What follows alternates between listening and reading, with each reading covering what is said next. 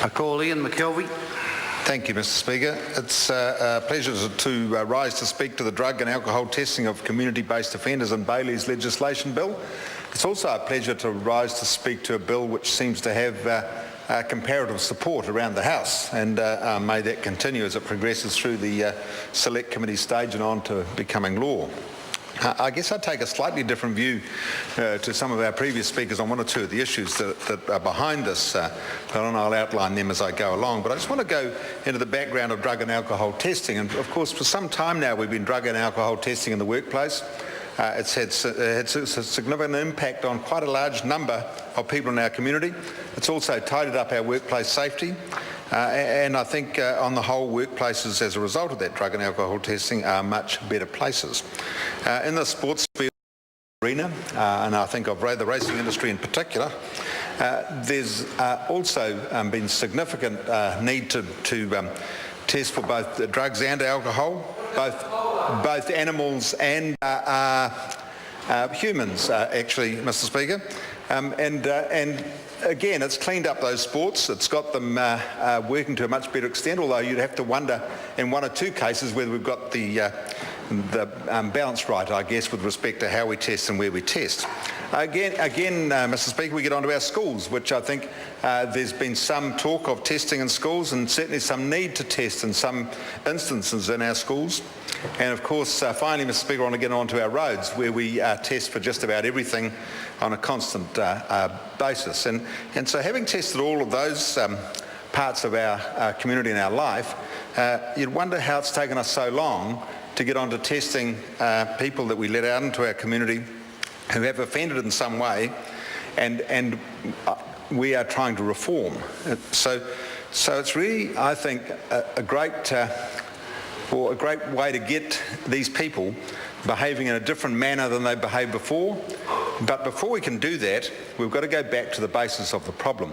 And I think that many of the people that end up in prison or offending for whatever reason, sure, they've been affected by drug and alcohol at the time they offend, but I think we need to investigate the reasons why they take drugs and alcohol, or why they tend to use that, and as a result of that, offend on it.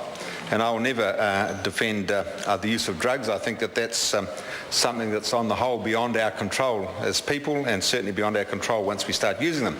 However, I do want to defend the use of alcohol in moderation.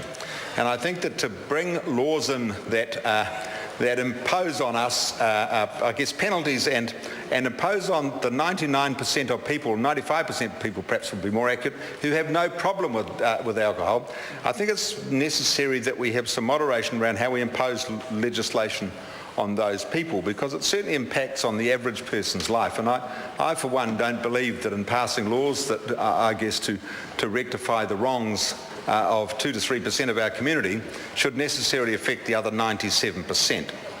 And so I think that we need to go back into those problems that have caused this, and I think it's often learning disability or difficulties, personality issues, health issues, and other personal issues that lead to I guess, the use of drugs and alcohol, and consequently lead on to crime.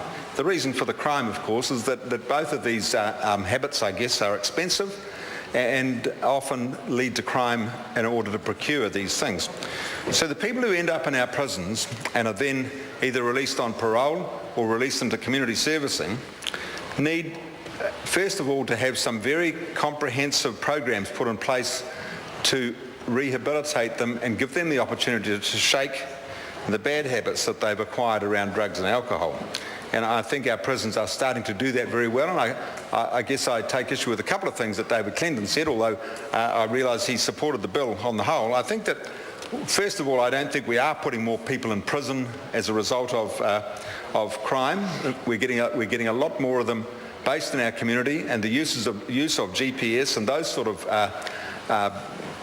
tools are making it much easier for us to put people back in our community and make sure that we know where they are and what they're up to.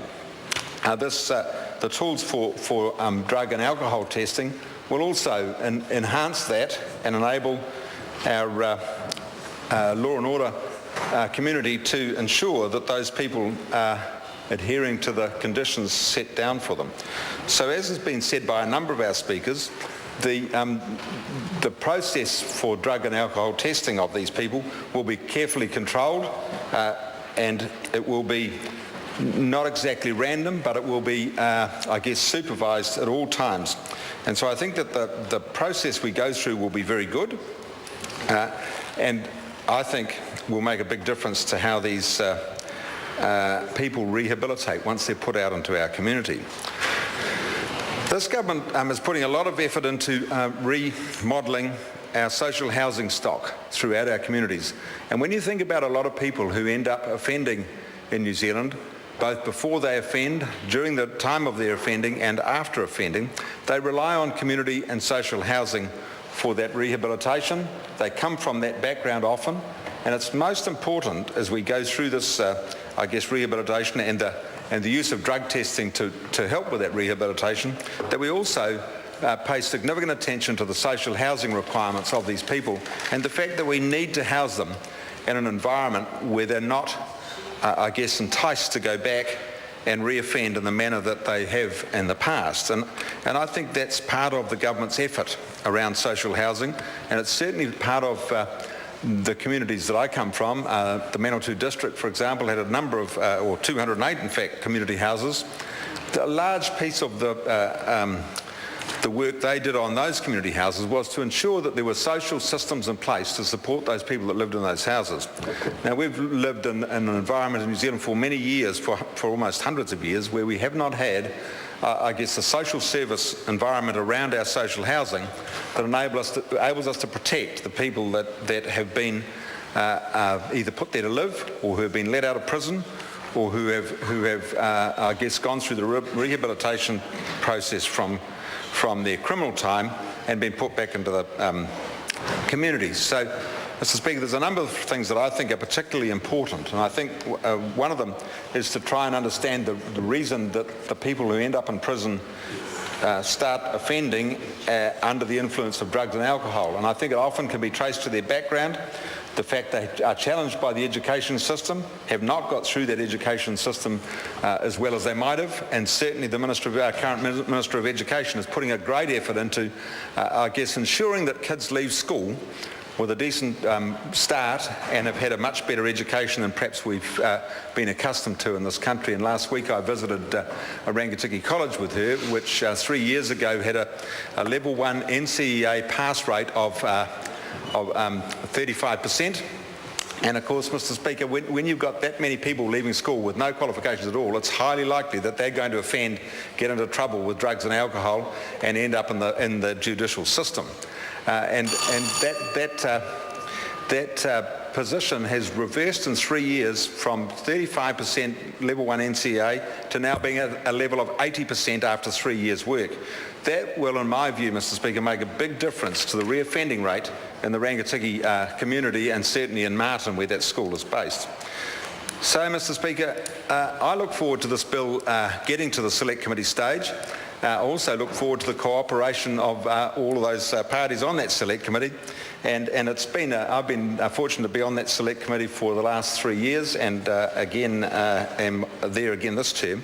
And it's an interesting Select Committee to work with, because it does have, or we seem to cooperate a lot in these types of bills, and I was really pleased to hear today the amount of support that this bill had from around the House.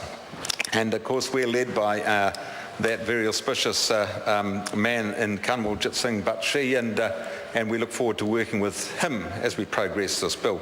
So, Mr. Speaker, a difficult task for the Select Committee and a challenge for our community to get these people back in the community and in one piece. But I commend this bill to the House, Mr. Speaker, and look forward to the next few months working on it. Thank you.